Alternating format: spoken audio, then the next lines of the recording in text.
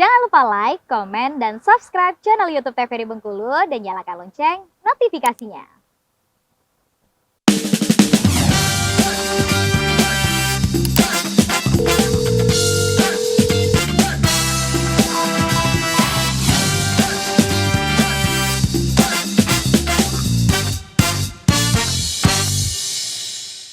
Halo sahabat sehat di rumah, terima kasih Anda masih bersama kami dalam Dokter Kita Bersama Kita Sehat.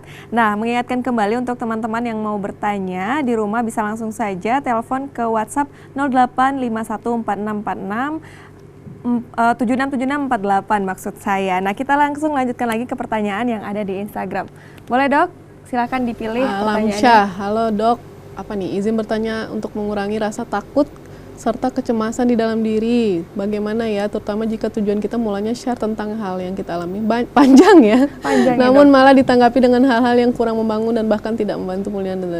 Hal apa yang harus kita lakukan ketika mendapat apa nih kayak ini bullying intinya ya? tuh dia udah cerita, namun ditanggapinya tuh nggak menyembuhkan, justru malah menimbulkan trauma baru. Itu gimana Dok? Ganti Iya. teman cerita.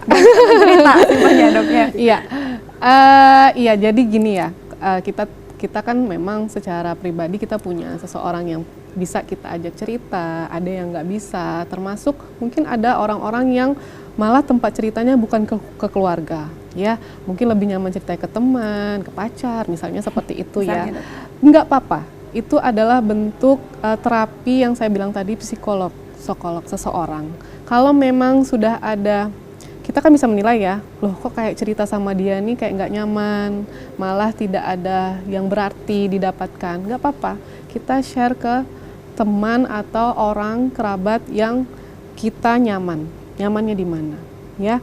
Itu secara terapi itu malah lebih bagus. Malah juga biasanya psikiater atau psikolognya akan lebih bertanya, biasanya bapak ibu atau pasiennya biasanya ceritanya ke siapa.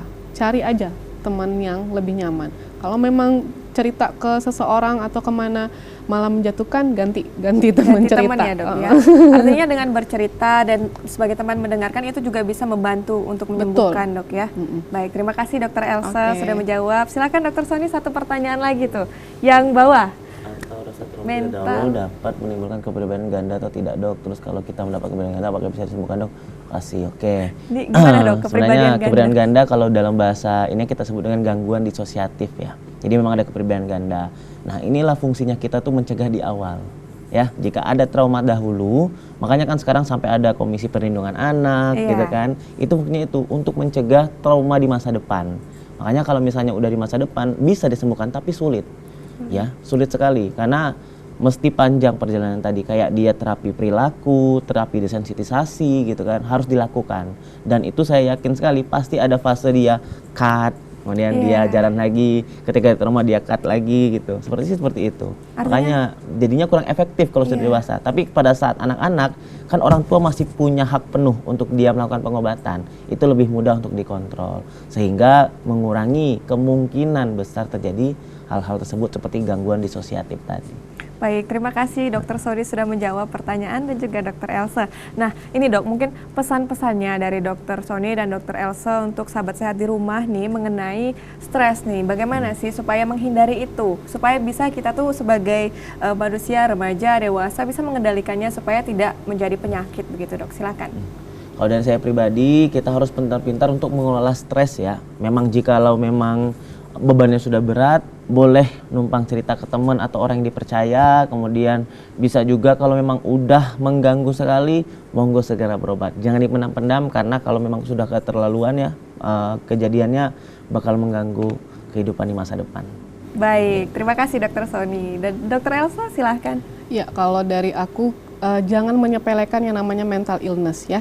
Jadi mental illness ini bisa merembet ke kesehatan yang lain-lain. Jadi kalau memang rasanya sudah ada gangguan kejiwaan seperti itu ya, tidak seperti yang disampaikan sebelumnya, segera meminta pertolongan baik dari lingkungan keluarga maupun ke tim medis. Dan jangan malu juga datang ke puskesmas ya, minta rujukan untuk ke psikiater, psikolog. Monggo. sangat direkomendasikan, silahkan. Dan jangan beranggapan kalau orang-orang yang berobat ke rumah sakit jiwa ya itu adalah orang-orang yang gila. Enggak, berarti dia memang sudah membutuhkan pertolongan psikiater, psikolog. Karena di rumah sakit jiwa itu bukan orang gila aja, orang yang seperti tadi gangguan stres, jadi belum ke gangguan kejiwaannya. Jadi jangan malu. Baik, terima kasih Dokter Elsa. Oke. Artinya memang jangan malu ya untuk ke rumah sakit karena sering banget ya dok ya. Padahal dia merasa kesulitan, sudah cerita ke sana ke sini kesulitan, tapi dia malu ke rumah sakit gitu. Sebenarnya nggak perlu malu karena memang semakin cepat ditangani, semakin bisa selesai ya, nggak jadi penyakit. Baik, terima kasih Dokter Sony dan juga Dokter Elsa Sama-sama. sudah hadir di Dokter Kito, dan juga kepada seluruh sahabat sehat di rumah. Terima kasih telah menyaksikan Dokter Kito bersama Kita Sehat. Akhirnya saya Julia Hartanti mewakili seluruh kerabat kerja yang bertugas pamit undur diri. Terima kasih atas perhatian Anda dan sampai jumpa.